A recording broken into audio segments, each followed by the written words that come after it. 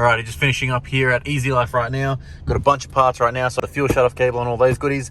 Just going to head out now to the fab shop out at Collector and drop them off, and we'll go have a look at the wagon, see where it's at. So Sean's already been smashing out work. Got the new actual bracket to hold the throttle cable so that it suits it perfectly. And at the moment he's mounting up the gauges, and the awesome thing about the gauges that we've got, because they're proper autometer ones, carbon fiber cups, so it matches. How freaking sick is that? Now, I mean, they were a little bit more expensive, but worth the extra little bit. It's freaking killer touch. Getting through the bulk of the wiring, doing so much of it. He's mounted the coils. He's done heaps. He's done freaking heaps. And then again, underneath the car, he's done a lot of as well. We are getting that much freaking closer, but still, it's just so much to do. So many little things, and yeah, wiring will probably be the thing that slows us down the most at this point. Oh, and then obviously I can't forget he's made it so we can get this top hose into the radiator. So pretty much just got it straight through, so it's nowhere near the belt. Now what they did do at the top there was they did weld on a -12 fitting, and we're not too sure why they did that, but we've utilized it anyways because that's where we'll go from our water temp. So we've got that, and that comes in, and we'll be able to have some cooling. Just got to get a belt on it and then fill it with some fluid. So the beautiful thing about where they put these gauges is I was really worried, like a lot of people say, that it doesn't matter what gauges you have, you're never looking at them because you're too busy driving where you're going. And I was thinking maybe like pulling this stock cluster out and like putting a panel behind here so that you could mount them up pretty much. So you got one here, so it looks kind of stock looking. Or even like down here or something, or like up like in this little spot here. But then we thought of putting in pretty much where the stick would be, and you wouldn't see him. But on top of the hat just here, like when you're looking forward, my like comfortable line of sight, if I'm just looking forward, is right here. So pretty much over the boot of this Beamer, just goes the whole way. And that's looking forward, not if I'm looking down, not if I'm looking up, if I'm just looking forward. So they are literally right in my field of view. Freaking a perfect little glance at them. You got your water temp and your oil temp, or your oil pressure, not your oil temp. But pretty much the two most perfect ones that you need. Perfect spot, and I freaking love that. That's sick. Getting closer and closer. Shifters in. Got to figure out how we're going to make it so that this mounts up nicely. We might have to do a little bit of cutting, even if we just section out this front bit, and then get Beck from Trims by Beck to make something up nice so it looks good. But getting closer and closer. Found the other dumper, so now they're both on. Although you can tell that this one was in a better storage place than this one. A little bit less surface rust, but doesn't really matter. Got the nice little tail shaft loop the chain's made up. Well, pretty much, you used the Aeroflow one and just kind of perfected it, didn't you? Yeah. Yeah. So yeah, welded the top and made it so it bolted at the bottom. Perfect amount of clearance. You can see this bit just here on the ground. He drilled out all the spot welds and took it out because as you can see, the shaft kind of leans to the left a little bit. So we just maximized the clearance the whole way around, so now nothing's majorly close to it. Transcooler down here, all the fuel lines and everything. We're putting in the tail shaft bolts now because we obviously the OEM ones, they encounter for the rubber donut that sits in here, so you have this much more bite, and there's a space where there's no thread, so that would literally like, just the OEM bolts don't fit, so we had to get some different ones from Specialty Fasteners, and we got a couple different ones to choose from with different grades, so we're going to go with the highest grade obviously and get it all in there. Getting closer and closer. Looking good. And you got just here, you got all the shifter linkage and everything, which is really nice and set up. Deep pan on the Turbo 400. All the little things that it looks super cool. Like I always feel like I end up half-assing shit, and it's just really good to see that all this stuff is so properly and perfectly done. It is very satisfying to know that it's getting done properly. And I was really worried that, like, you can see that I just notched just the bottom of this, just because I was worried it was going to hit on the ground. But this one, I don't know if you can see it, if I can get it all the way up. Yeah, just there, you can see just the tip of it sticks out just enough, but not enough for it to hit on anything really. And I guess it'll grind off. Maybe we'll still take off that bottom edge or something, just because obviously if that scrapes and bends, it goes straight up to the engine. You don't want to snap studs or anything like that. Now that we finally got these bolts into the tail shaft, we have a fully bolted in driveline. Pretty much it was sitting while we're waiting for those bolts. It was kind of just sitting in there, but now that it's bolted in, she's good to go, ready to rip. Alright, well I'm going to head off now, let Shane keep smashing away at it, but Auto Fabrication HQ, and you can see the bad boy just there. Alrighty, heading back to town now. She needs a good wash. Damn, that car looks good in the sun. God, she only just fits on that trailer with those wheels.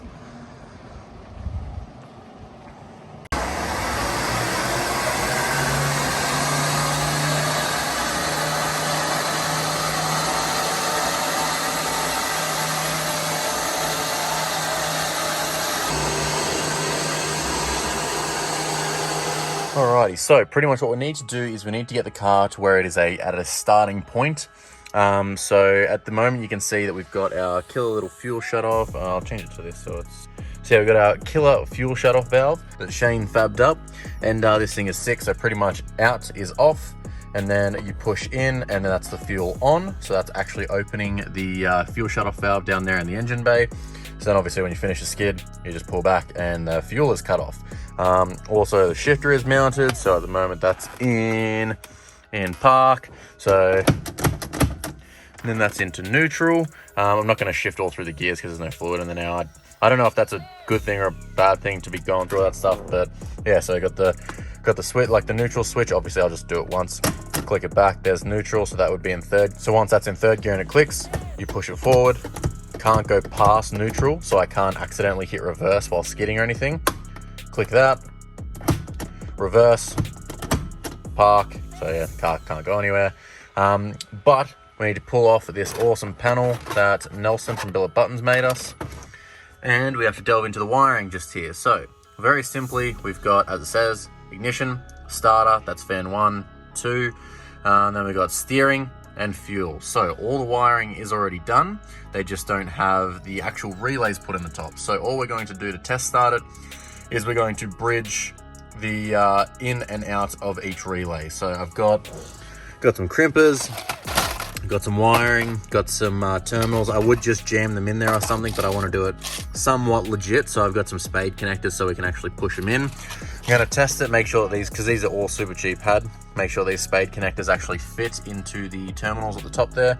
So I'll test those out. We did also get all of the fuses that we need, because under here he's just made it so we can see which ones are which, but that's the little fuse block. So we've got, I think we need to do like 1, 2, and 5. Yeah, 1, 2, and 5, I think. But yeah, that's just all for that. So I'm going to try and get most of this done. Then in the engine bay, we need to ground the engine, and then also get the wiring to the starter. So the trigger and the power itself. And then obviously it grounds itself to the engine. And like I just said, we need to ground the engine so it'll all be good to go. Alrighty, so what I've done is wired up the fuel pump. I've wired up the MSD box. That's not exactly needed right now. That's just power ground. Everything else is pretty much connected to it. I added my own ground just here with some super heavy duty, like thick OSC cable that I had lying around from my old car audio builds. And that is what I've also used to wire up the starter. So you can see the red wire I've got just here is the trigger to the solenoid that goes under that heat shield just there. And then I didn't have quite enough of a nice thick cable, so this is completely overkill because like this is as thick as my finger in oxygen-free copper. But I got some heat shield on it, just some peel and stick heat shield from car builders, just because it's kind of resting on the headers. This is not permanent. This is literally just to test start it. Now it also, because I had to pull the header off, I had to pull the steering rack, I had to yada yada yada get in there. It was an absolute freaking nightmare. I don't know if I've seated the plugs properly, especially this one just here, just didn't feel right. So just left a little note so when we take it to Aaron's, which should be tomorrow to fire it, yeah, we know to look for that. So now, pretty much make it, I'll show you the fuel pump just to show that that works. So with that plugged in, come over to the key, you'll be able to hear it. Yeah, come over to the key just here. So at the moment, this is the key to the ignition. This is just the main cut, the main source for everything. This is what we use for the actual giving power to the car, since though we've just used little jumper cables to bridge across the where the relays will be. Everything's hardwired and ready to go. So this is the only key pretty much to the car, but when I'm not with it, this key comes out, so everything's cut power to it. So you can hear as soon as I give contact to that pump powers on. But for now, I'll unplug this so we can use the power, and then we should be able to get the engine to turn over. So I'll whack the key in. The car now has power. Whew, this is nerve-wracking. I'll just make sure everything's out of the way. Now obviously the engine's not starting, but it should turn over. And I'm only gonna do it for a split second just to make sure that we're on the right track. So pretty much it should just be the starter turning over. So we've got power. You can see I had an excess of it, so I had to tie it up here. Now, when I touch these two wires together from the jumpers that I've made, it should start, or should turn over, I mean. I'll prop the camera up somewhere so we can watch it. Okay, so pretty much other than hearing the starter move, the only thing you really see is the belt move, if we're on the right track. So just gonna make sure. Alrighty, testing. Okay, so that to me says that it's not getting enough power if it's not being able to turn it over, but you can hear the solenoid clicking. So it's not getting the power or something. Back to the drawing board. Alrighty, so just in case, because this battery hasn't been on charge or ran or anything from it, it's brand new. Hasn't been charged since I last charged it, what, 4 weeks ago? 2-3 weeks? Oh yeah, just over a month actually, just over a month since it's been charged. So we'll put a bit of charge into it. Yeah, it's only up to there. We'll give it an hour or so to charge, see if that is just the juice that it needs maybe. I'm gonna go have a lunch break and then also Google what it could be, because I'm pretty sure the cables are on there bloody damn tight and there's no way that it's not getting power. What are you talking about, Lee? Remember I said he's terrified by cardboard boxes? You just put one in front of a door and he'll never come past it. Easy as. Alrighty, but we have more than enough power. Grounding through the engine block. Power coming through the dash, where with the main power run, it's literally coming straight from the source. Trigger wire you can hear on the solenoid. That's what was clicking when we were tapping it. So, not too sure what it could be. Back to the drawing block. All right, so now the battery has been charging for about an hour. I don't believe that was the issue, but either way, I still added an extra ground to the battery down there, to the chassis, and then I also made sure this one was perfect. Chipped the paint, sanded it down so it's clear contact on metal. One of the things that I wasn't paying attention to was there's a bolt that had no nut on it on the bottom of the starter that I couldn't, because it's impossible to see down there. And it's got the braided grounding tethered strap, and I think that's our issue. I hope that's our issue, otherwise I'm gonna have to call it quits if it's not, but fingers crossed. Let's give it another go. Alrighty.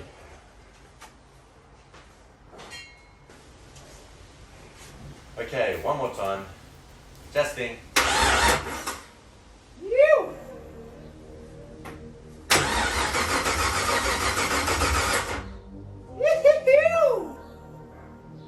Oh. Fuck yeah. Oh.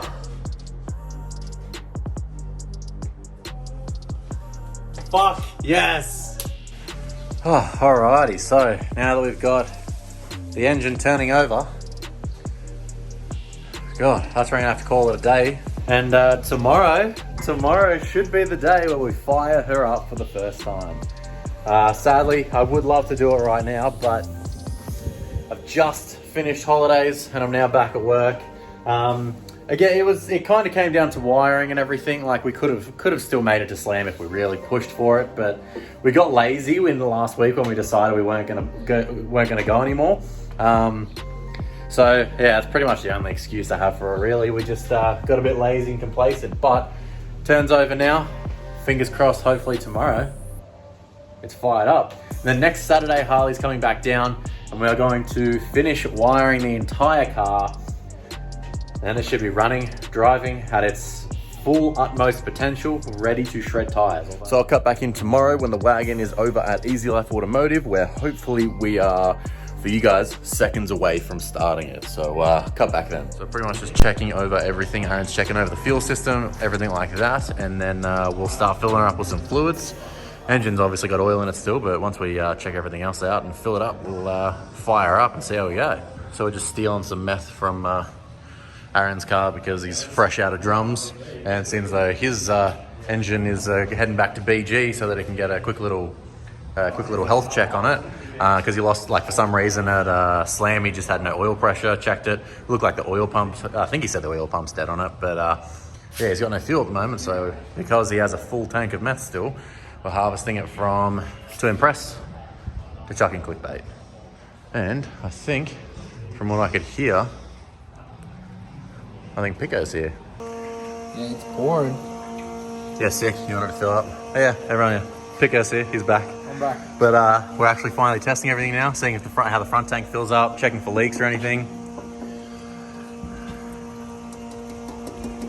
It's good, it sounds like it's filling up quick, which means the pump's doing its work, getting good fuel in there.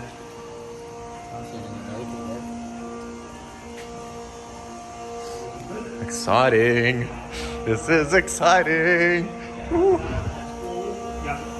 Oh, yeah. So waiting for the return to start coming back. Yeah. Front tank's full. That'd be good to know how long it takes to fill up. Huh? It's pouring in now. Oh, really? Like it's hit Yeah. it's hit the water level and is now springing up. Like. Well, oh, so it's not hitting the ground, it's like flattening in. Yeah. Well, what we want is, because it fills from this one and then it returns from this one. Oh, you can feel it. Feel how cold that is, and feel that one. But we want to know how long this takes to fill, so that the fuel's going back. I don't like it because the body might be so far than that. Yeah. Yeah. That's the same as the little one. Yeah. So other than that,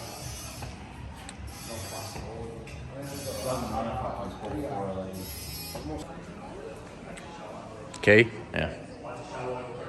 Will the fuel pump turn on? No? I turned it off. So we should have, we now should. Yep. Starter. Oh, that's for the light in the fuses are in the cup holders. Yeah. Yep. So just put the fuel shut off, put some down the hat. He said let it start on that. He said do it 3 times and just make sure you get pressure there. He said you'll flatten the battery before you start to see pressure on the gauge. Yeah, right. That's cool. Yeah, the HQ it'll build it, but then yeah, I can't get mine too. Just run on the petrol. Yeah. I don't know if they meant fuel. Yeah, probably fuel. So he said do that 2 or 3 times until you get pressure on the gauge.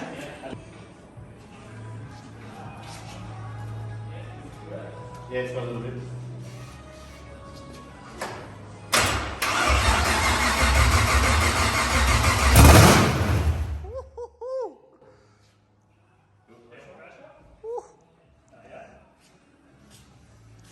Fuck, that's insane.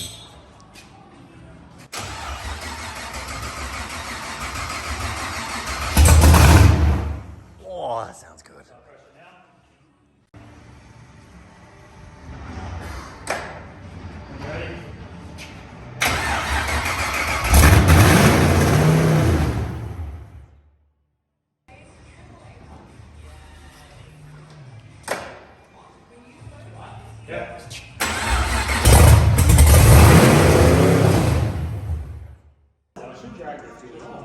So right now we're trying to diagnose why the engine won't fire. It's clearly got spark, it's clearly got fuel, and you hear it fire up, and then it wants to lean out and just dies straight away. So it sounds exactly like when you're shutting it off. So at the moment we're trying to troubleshoot and figure out why it's doing that and why it won't stay alive.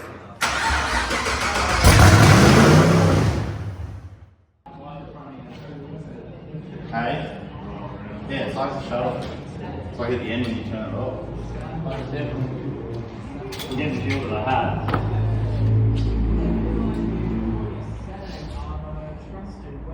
And yeah, the fuel like yeah. Surely it has to be arrows or something. Just crack the feed line. You can smell the stuff like that. Yeah, that's what I thought too. You can start to get that methanol smell. Yeah. So it might be just a matter of working it up in there. Maybe it's not. Maybe it's not in all the lines properly. Yeah, that's a good point. Yeah.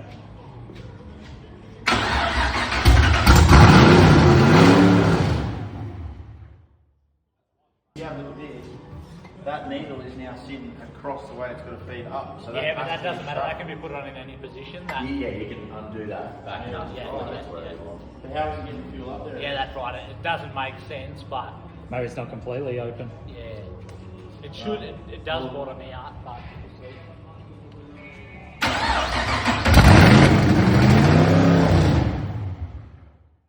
Same. Get that nice ring in your ears.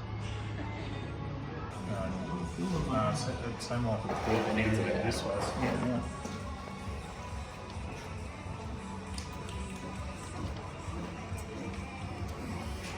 Whatever way that is at the moment seems to be on. Yeah, that's open. That should be closed that way. So in is closed. Oh no, sorry. That should be. Sorry, that should be open. Yeah. It's not. So that's wrong. That's opposite. I'm sure.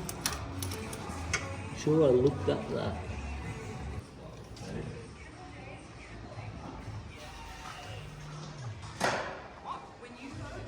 Yep.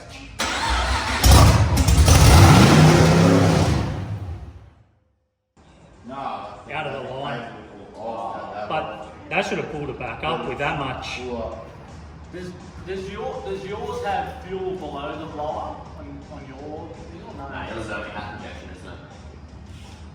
Like if you. Yeah, I'm only cutting jokes. Same. Yeah. There's fucking. I'm a lot more spread out than that. Eh? Not that necessarily that. Yeah, no, something like that because we've had it at full tilt. Yeah. Yeah, oh yeah, with this. It might take it a bit to get fuel through the blower. Yeah. But it doesn't make sense that the same thing keeps happening. Yeah, no. It should. Yeah, once it Once it's done, once it's Yeah. there. should pull Yeah. it. Yeah. And see, yeah, exactly this exact setup, like that on the dyno. Yeah. So in the midst of all the rushing around trying to figure out what it is, we're trying to figure out if it's something to do with the spark, something to do with the MSD box, if something's faulty or if parts aren't working.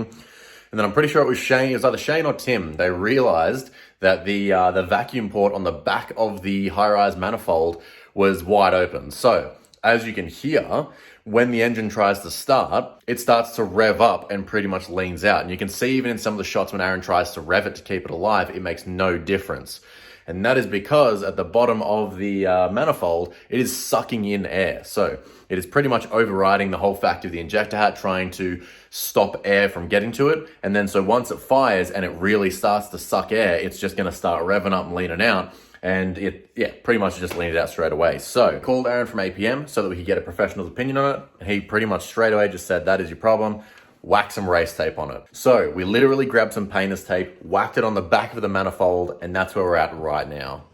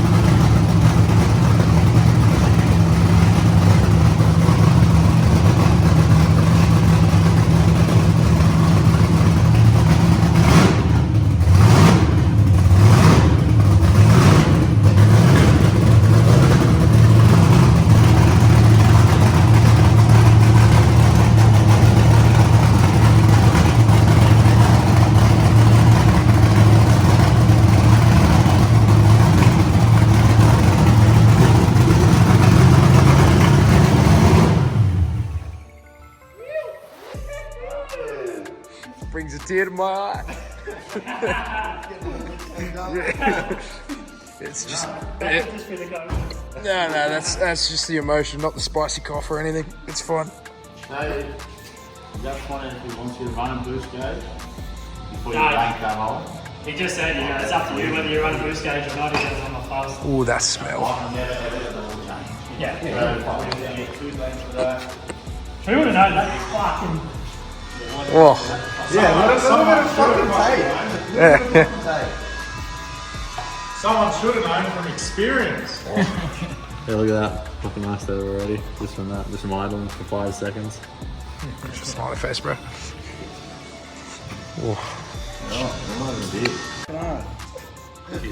The interest on the Cheers, boys. There's a lot more than your Cheers, fucking boys. Cheers, lads. Fucking how good. Cheers, Tim. A rare moment where you'll see Hinchy drinking a beer. A little bit of fucking tape. Guarantee you won't finish it. Oh, mate. Where's the snowball? That little bit of tape right there.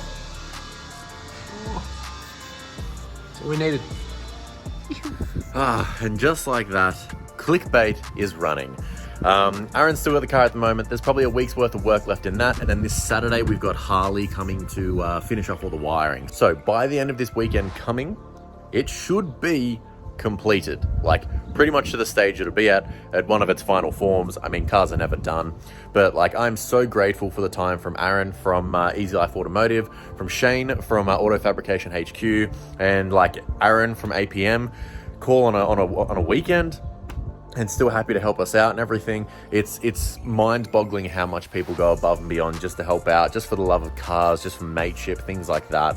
All the time and effort they help and put in, because so much of this car couldn't have been done without any of them. Like, sure, I can bolt in a couple things, I can do certain different stuff, but all the stuff that they've done, I would not have been able to do it, and if I did, it wouldn't have been anywhere near the quality to what these guys can do.